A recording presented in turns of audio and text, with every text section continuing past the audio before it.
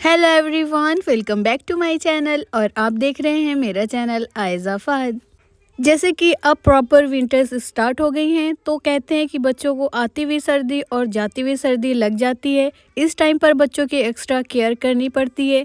सो अगर आपके पास newborn baby है, चाहे बेबी 6 मंथ से छोटा है, चाहे 6 मंथ से बड़ा है, 2 इयर्स का है, 1 इयर्स का है, सो उस केस में आपने बेबी का किस तरीके से ख्याल रखना है, आज की वीडियो में फुल डिटेल आपके साथ शेयर करूंगी और छोटे छोटे टिप्स एंड ट्रिक्स भी शेयर करूंगी, जो कि आप अपने बेबी के साथ फॉलो करके अपने बेबी को सर्दियों से महफूज रख सकते हैं। तो जी सबसे पहले बात करते हैं कि बच्चों को सर्दियों में हमें कितने कपड़े पहनाने चाहिए। अब जब सर्दियां स्टार्ट हो गई हैं, तो इस टाइम पर मॉर्निंग के टाइम में और इवनिंग के टाइम पर ज़्यादा ठंड होती है, तो इस टाइम हम बेबी को अच्छे से कवर रखें। बेबी को हमें बहुत ज़्यादा कपड़े भी नहीं पहनाने और बहुत कम भी नहीं पहनाने। जितनी लेयर हम पहनते हैं उससे एक लेयर ज़्यादा बेबी को देनी चाहिए। अगर हम एक लेयर ले रहे हैं तो बेबी को एटलीस्ट 2 लेयर दें। सो आप बेबी के लिए वूलन स्टफ के इस तरीके के सूट यूज़ कर सकते हैं, लेकिन आपने इसे डायरेक्ट बिल्कुल भी नहीं पहनाना।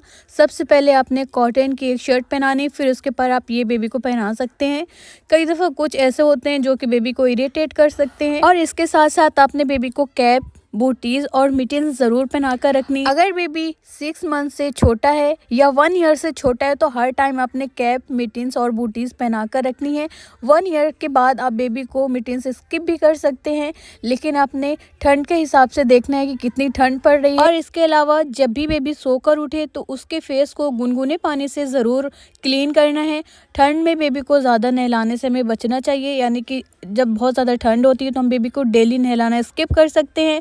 स्पंज बाथ दे सकते हैं। गुनगुने पानी में कॉटन के कपड़े को डिप करें, बेबी के फेस को और बॉडी को क्लीन कर दें, लेकिन जब बेबी सोकर उठे तो सिर्फ उसके फेस को क्लीन करें। अगर आप अपने न्यूबॉर्न बेबी के लिए वाइप्स यूज़ कर रहे हैं तो वाइप्स बहुत ज़्यादा ठंडा रहता है, इसलिए जब भी आप उसे यूज़ करें अपने दोनों हथेलियों के बीच में उसे थोड़ी देर रखें ताकि वो वार्म हो जाए। फिर आप बेबी के फेस को और बॉडी को क्लीन कर सकते हैं, इससे बेबी को ठंड नहीं लगती। और इसके अलावा जब हम बेबी को शावर दें या स्पंज बाथ दें, उसके बाद बेबी को मॉइस्चराइज करना बहुत ही ज़्यादा इम्पॉर्टेंट है। और विंटर्स के हिसाब से कोई अच्छा सा मॉइस्चराइज़र ही सेलेक्ट करें जो कि बेबी की स्किन को लंबे टाइम के लिए मॉइस्चराइज रखे, क्योंकि विंटर्स में ठंड हवाएं चल रही होती हैं और हवाओं में एक ड्राइनेस होती है, जिससे बेबी की स्किन ड्राई होने लगती है। और हम जब मॉइस्चराइज नहीं करते हैं तो वो क्रैक भी होने लगती है और फिर डल होना स्टार्ट हो जाती है और स्किन के काफ़ी सारे प्रॉब्लम्स हमें देखने को मिलते हैं। तो आपने इस चीज़ का ज़रूर ध्यान देना है। और इसके साथ साथ विंटर्स में बेबी को diaper time to time change करते रहें, क्योंकि अगर डायपर बहुत ज़्यादा भर जाता है तो इससे क्या होता है कि बेबी को ठंड लगने के चांसेस हो जाते हैं। बच्चों को सर्दी, जुकाम, खांसी की भी प्रॉब्लम देखने को मिलती है। तो डायपर आपने टाइम टू टाइम चेक करते रहना है और चेंज करते रहना है। और विंटर्स में बेबी को हमें सुबह के टाइम नहीं नहलाना चाहिए। जिस टाइम धूप निकल आती है आप कोशिश करें कि बेबी को उस टाइम नहलाएं। और जब भी आप सोकर उठे तो बेबी को टच करने से पहले अपने हैंड वॉश ज़रूर करें, फिर उसके बाद ही बेबी को टच करें, क्योंकि विंटर्स में काफ़ी सारे वायरल इन्फेक्शन बेबी को हो जाते हैं।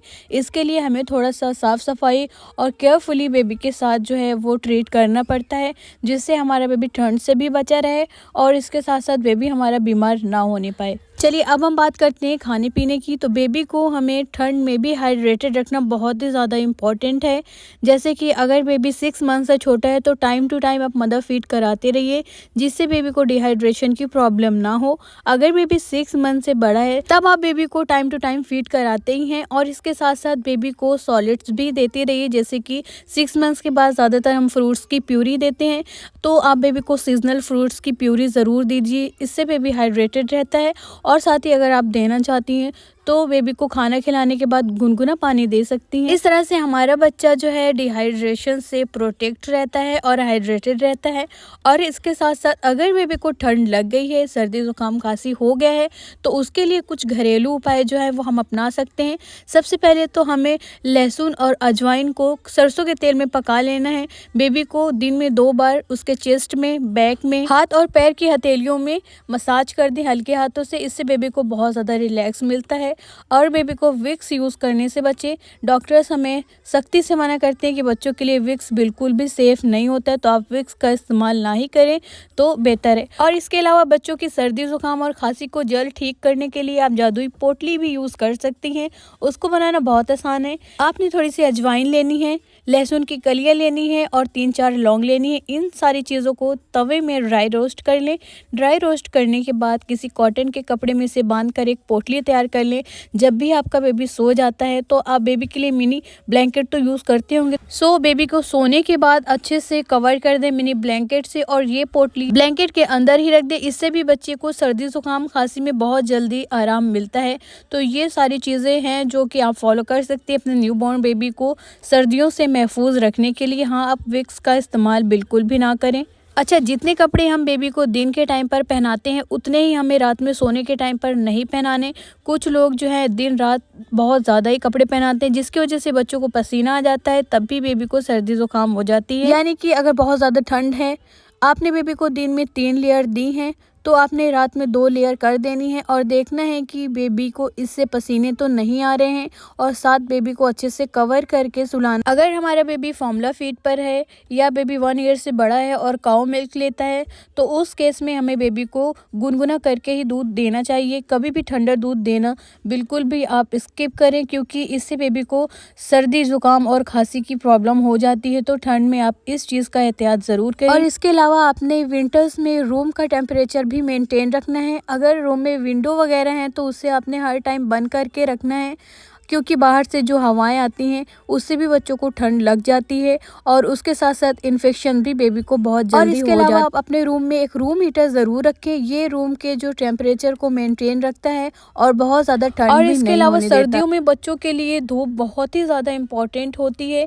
सो आपने बेबी को मॉर्निंग की हम अपने न्यूबॉर्न बेबी को विटामिन डी की ड्रॉप्स तो देते ही हैं, लेकिन उसके साथ साथ सुबह की जो पहली धूप होती है वो बेबी को ज़रूर दिखाएं। ऐसा करने से भी बेबी की ग्रोथ और डेवलपमेंट अच्छे से होती है। अगर बेबी 6 मंथ से बड़ा है तो एक अच्छी सनस्क्रीन का आप इस्तेमाल करें, और अगर बेबी 6 मंथ से छोटा है तो बहुत लंबे टाइम के लिए उसे धूप में ना रखें या उसका फेस बहुत लंबे टाइम के लिए धूप में ना रखें।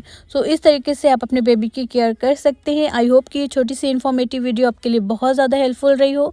वीडियो अच्छी लगे हो तो लाइक, शेयर एंड सब्सक्राइब ज़रूर करें, और इसके अलावा इस वीडियो को ज़्यादा से ज़्यादा शेयर करें ताकि सभी पेरेंट्स की बहुत ज़्यादा हेल्प हो सके मेरे इस वीडियो से। और अगर इससे रिलेटेड आपको कोई भी क्वेरी है तो आप कमेंट बॉक्स में लिख सकते हैं। सो इसी के साथ मुझे दे इजाज़त, मिलते हैं नेक्स्ट वीडियो में। तब तक के लिए दुआ में याद रखें।